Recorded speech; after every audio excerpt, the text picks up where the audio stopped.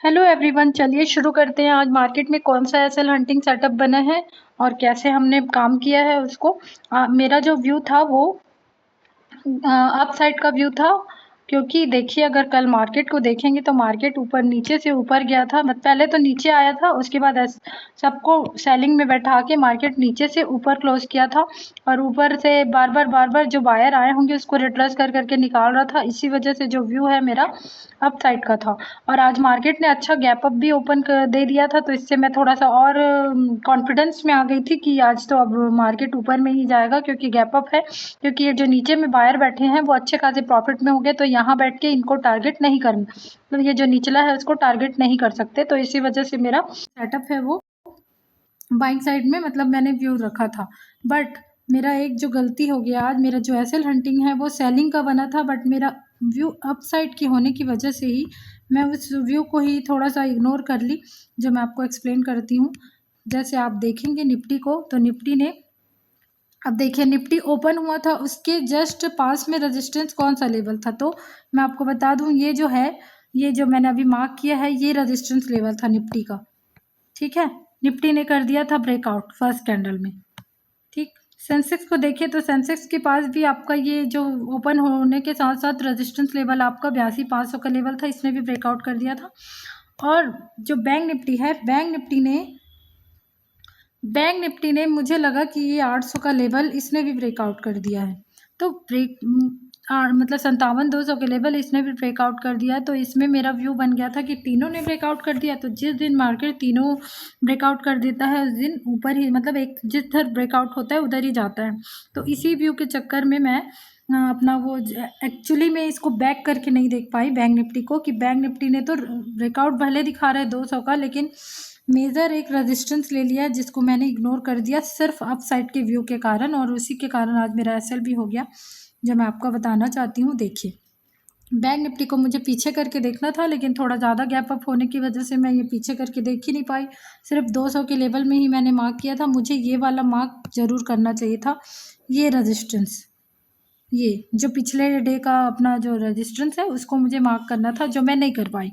तो अगर आप देखेंगे तो बैंक निफ्टी ने यहीं से वीक बना के रेजिस्टेंस लिया है। इस रेजिस्टेंस का 200 का तो ब्रेकआउट है, लेकिन अपना जो ओपन होते ही जो रेजिस्टेंस था फर्स्ट रेजिस्टेंस का, उसका किया है, सब रेजिस्टेंस लिया है। और इन दोनों ने, सेंसेक्स और निफ्टी ने, सेंसेक्स ने ब्रेकआउट कर दिया और निफ्टी ने भी ब्रेकआउट कर दिया। मेरा अप साइड के व्यू के चक्कर में मैं सिर्फ 200 का लेवल ही देख पाई, पिछले मैं मार्केट को नहीं देख पाई। ये मार्केट मैं बाद में देखी हूँ, अभी मैं जब मेरा एसएल हुआ था तब, मतलब मैं समझ गई थी मार्केट आज ऊपर नहीं जा सकता। और फिर मेरा एसएल हंटिंग भी थोड़ी देर में मेरे को समझ में आया, अरे ओ मैंने नहीं देख पाया है, पिछला वो रेजिस्टेंस लिया है बैंक निफ्टी ने और वो दोनों ने ब्रेकआउट किया है।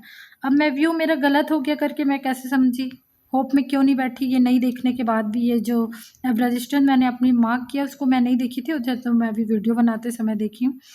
मार्केट ने कल क्या किया था कि जो ये बैंक निफ्टी है ना, इसी को खिसकाती हूँ मैं लगाते लगाते, तो फिर ये जो क्लोजिंग प्राइस है ना उसका सपोर्ट लेके कल क्या किया था मार्केट, ये क्लोजिंग प्राइस का सपोर्ट लेके ऊपर गया था। अगर मैं पिछला चार्ट को दिखाऊं तो ये देखिए, कल सेम चार्ट बनाया था, गैप अप ओपन हुआ था और क्लोजिंग प्राइस का एक्सैक्ट सपोर्ट लेके मार्केट ऊपर चला गया था ये। और अभी मैं जब सेंसेक्स में अपना वो बनाई थी, पोजीशन बनाई थी, तो बैंक निफ्टी अपने सपोर्ट तक आ चुका था। तो यहीं पे मैंने अपना जो ट्रेड है वो कट किया। क्यों? क्योंकि सपोर्ट लेगा बैंक निफ्टी तो बैंक निफ्टी ऊपर जा ही नहीं सकता, इधर कहीं जा रहा था तो मैं, क्योंकि कल ही सेम चार्ट रिपीट किया। और अगर मैं निफ्टी को दिखाऊं तो निफ्टी भी कल क्लोजिंग प्राइस का ब्रेकडाउन किया था और ऊपर चला गया था, और आज बहुत जल्दी नहीं, मेरे पोजीशन बनाने के बाद ही क्लोजिंग प्राइस का ब्रेकडाउन हो गया था। तो ये दोनों ने मेरे को कंफर्म कर दिया था, निफ्टी और उसने बैंक निफ्टी ने, कि एक ने तो सपोर्ट लेके कल ऊपर गया था बैंक निफ्टी और इसने सपोर्ट तोड़ के ऊपर गया था, और ये सपोर्ट तोड़ चुके हैं और इसने आज फिर सपोर्ट ले रहा है बैंक निफ्टी। तो यही मैंने अपना सेंसेक्स का पोजीशन काटा है और डबल एंट्री मैं नहीं करी, क्योंकि अब मैं 1 मंथ तक तो डबल एंट्री नहीं करूँगी। ज़्यादा एक ही व्यू में देखती हूँ कितना प्रॉफिट लॉस होता है, उसी व्यू के कारण मैं डबल एंट्री नहीं की, क्योंकि मेरे को यहाँ तो कंफर्म हो गया था कि अब मार्केट ऊपर नहीं जाएगा, नीचे ही आएगा करके, पर भी मैं नहीं बनाई। तो मेरी जो सेंसेक्स की पोजीशन है वहीं कहीं देखिए, मेरा यहाँ पे मैंने पोजीशन बनाया था, ये आप देख सकते हैं, ये इस वाले कैंडल में जब जा रहा था तब पोजीशन बनाया था, और जब निफ्टी ने ब्रेक डाउन कर दिया अपने क्लोजिंग प्राइस का यहाँ, तो फिर क्लोजिंग प्राइस की ब्रेक डाउन तक देखी थी मे बी सपोर्ट लेके चला जाए करके, लेकिन वो ब्रेक डाउन कर दिया। तो मैं अब समझ गई थी चार्ट को कि अब नहीं जाएगा, तो फिर मैंने अपने एसएल का भी इंतज़ार नहीं किया। मेरा एटलीस्ट 70 पॉइंट का एसएल बनता, बट मैंने उतना भी नहीं दिया, मैंने 50-40 समथिंग कुछ एसएल दिया है इसमें सेंसेक्स में। तो यहाँ मैं समझ गई थी कि मैं गलत हो गई हूँ। तो मार्केट ने एक्चुअल जो एसएल हंटिंग बनाए हैं, जिसमें से निफ्टी ने किया है इसका ब्रेकआउट, जो ये आपका ये वाला जो लेवल था, ओपन होते ही ना कौन सा रेजिस्टेंस पास में है, सपोर्ट है, तो इसका ब्रेकआउट कर दिया था। इसका इस रेजिस्टेंस का सेंसेक्स ने किया था अपने 500 के लेवल का ब्रेकआउट, और ये बैंक निफ्टी भले 200 का लेवल का ब्रेकआउट दिखा रहा है। आप देखेंगे तो सॉरी, पिछला चार्ट किधर चला गया, चार्ट लगाने के लिए ये आप देखेंगे तो ये भले 200 का लेवल का ब्रेकआउट पहले कैंडल में दिखाया, लेकिन एक्चुअल में वो मेन पिछले डे के हाई से, मतलब पिछले और कुछ दिनों के हाई से ही रेजिस्टेंस ले लिया। तो यही सब चीज़ बहुत ध्यान से देखना है। व्यू बना था मेरा अपसाइड का, इसीलिए हड़बड़ी में मैं नहीं देख पाई। मैं सिर्फ ये 200 के लेवल को ही देखी, चलो इसका भी ब्रेकआउट हो गया तो मार्केट तो तीनों ने कर दिया तो ऊपर जाएगा, बट एक्चुअल नहीं, मार्केट ने इसने रेजिस्टेंस ले लिया था बैंक निफ्टी ने अपने पिछले दिन के डे हाई का, मतलब बहुत पिछला 2-4 दिन पिछला, जैसे आप ऐसे पीछे करके देखोगे तो इसी के इसका रेजिस्टेंस ले लिया था। तो यही है कि आज मेरा जो सेटअप है वो हड़बड़ी के कारण, मेरा व्यू अपसाइड होने के कारण इसको मैं इग्नोर कर दी और थोड़ा सा नहीं देख पाई, लेकिन एक्चुअल जो एसएल हंटिंग है वो डाउन साइड का ही बना था और मैंने एसएल कर लिया। और एसएल मेरे को पता चलने के बाद भी मैंने डबल एंट्री नहीं किया, क्योंकि फिर वो ओवर ट्रेडिंग भी हो जाता और बीच में मैं नहीं घुसना चाहती थी, क्योंकि आज सेंसेक्स का एक्सपायरी है। मे बी मार्केट यहीं डाउन, मतलब क्लोजिंग प्राइस का ब्रेक डाउन करके साइडवेज हो जाता, देखिए हो भी गया साइडवेज बैंक निफ्टी को अगर देखे तो फिर मेरा टारगेट भी बहुत बड़ा नहीं होता, इसलिए डबल एंट्री मैंने नहीं लिया।